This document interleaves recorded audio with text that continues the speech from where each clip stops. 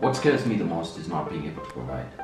I think that scares every single man, but they never speak about it. And when your wife asks you what's wrong, you say nothing.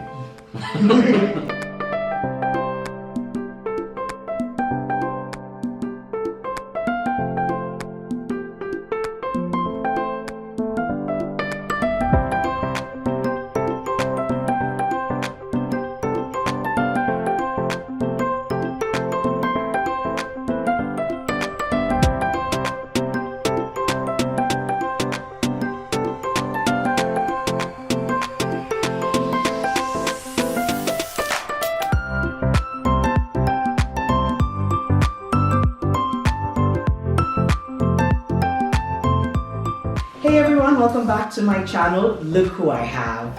I'm so excited. How are you, Ted? I'm good, thanks. I think obviously a lot of us have been following Ted's journey recently, and with his beautiful, adorable daughter, and he's also opened up about the loss of the love of his life. So I have questions, and this edition of 10 questions is actually a fan edition. So you guys are the ones who ask these questions. So let's get into the questions. The Life of a Young Mom asks, would you ever consider dating or marrying or even loving again? Those are three things I'm not too sure about right now, to be very Really? honest. I'm not sure. I'm not sure for this reason. I'm still trying to learn to be a mom. And I say that intentionally. But when you're learning to be something and somebody else comes and interferes with that process, you start to unlearn and give them the burden of that. In this case, me learning to be a mom is very important for my daughter because it's creating a bond that has been broken, you know, by the loss of her mom. And another person can come and be a part of our lives at some point, you know, God willing, but they can never be a replacement mom. Yeah. I have to be the replacement mom. Yeah. That's why I'm taking my time. You're taking your time. Aisha Abdullahi asks, where do you get the positive energy and happiness that you spread to your IG fans? The positive energy and vibe for me is very intentional. I'm not always positive. There are days I'm crying. There are days I'm on a self-destruct journey. But you have to pick yourself up and keep going in this life, unless you want to die there where you dropped.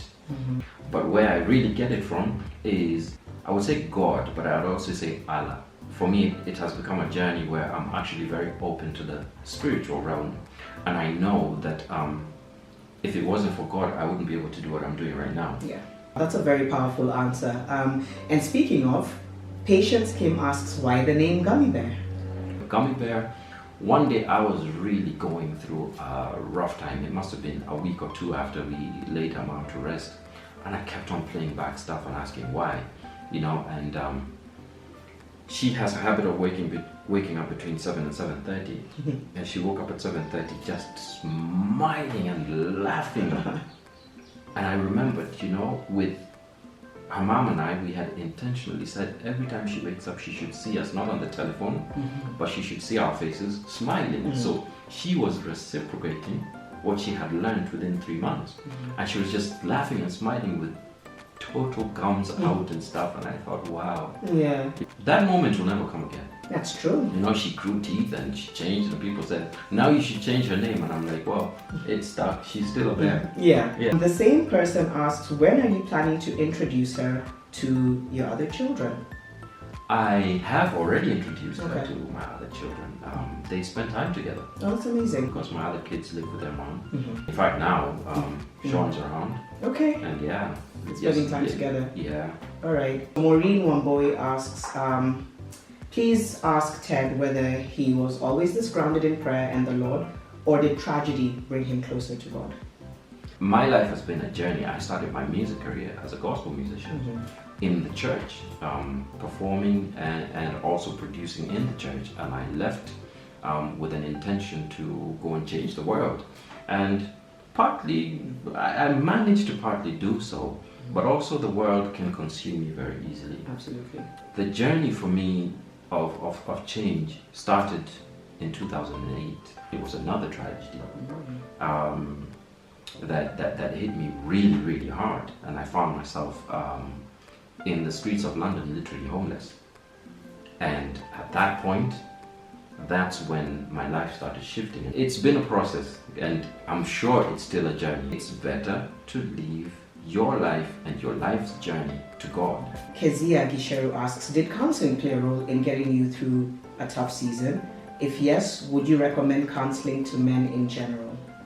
No, I didn't go for any counseling.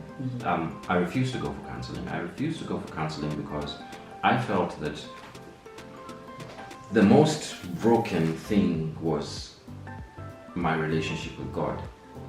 There was no amount of counseling that was going to help my relationship with God apart from a discussion with God, which is ongoing. I think God has talked to me through Gummy Bear a lot because she doesn't know what she's doing. And when I would wake up and she would hold my face, I would feel like it's going to be all right. When I would see her stretch out for me and smile and look at me like, you know what, you're the only person I got, so you better figure it out. I would feel like God is telling me, I'm there, but you need to figure that out. You figure this because it's right figure there. That out. Okay. Yeah. Kimberly asks, what lessons do you know Regina would want you to teach Jay, and what most would you want Jay to know about her mom? The lessons that Regina would have wanted for Jay, and in fact this is a conversation we had the night she passed, is she said, look, I really want this child to be successful. I really want her to be successful and be anything that she ever dares dream to be. I don't want her to lack. I want Jay to know that her mom was the most spectacularly creative human being on earth. I'd love to wake up next to you. I'd love to hold you close tonight and always. I'd love to wake up next to you. So we'll be soft the neighbors in the place that feels the tears, the place to lose your fears. An amazing, friendly person. She would make friends like that. And Jay's a bit like that. She makes friends at the drop of a hat. What do you love most about your daughter? That's from Keza Mercy. I love that she's starting to look like her mom. I didn't think she was going to look like her mom, but she's slowly transforming into her mom's character. And the funny thing is, her mom used to play football a lot. And Jay doesn't like her dolls, she likes her balls. Wow. And she Go, never Jay. saw that, you know? What scares you the most and why? What scares me the most is not being able to provide. I think that scares every single man, but they never speak about it. Being able to provide is a running thing in every single man's life, simply because we're brought up to know that we're supposed to be the provider, and the mother is supposed to be the nurturer, and the oxymoron of it all is that God is the provider. You can't provide nothing. What's next career-wise for you? I'm in a happy place right now. Since 2008, I became a media consultant, audiovisual consultant. So what I do is I train people on video production, television production, that kind of stuff. I also do a lot of work from my home studio, and I'm happy in that space. But I want that space to sort of fade off quietly so that I have a lot more time with Jay, because I want to invest more in planting the seed in her life and figuring out what it is that she's talented in, so that I can start to hone on that, train her in that skill. I want to be able to say, that Michelin star chef I saw and ate her first pancake, that's my daughter, and I'm proud that I invested in her. I love that. What do you want to say to someone who's watching right now and he's thinking, I don't really know what's next in my life and I don't know what to do?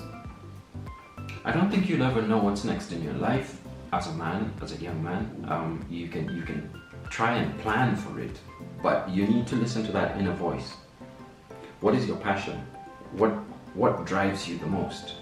That is utterly important, because you don't want to be working in a bank and you know that you should have been a pig farmer because you just love it.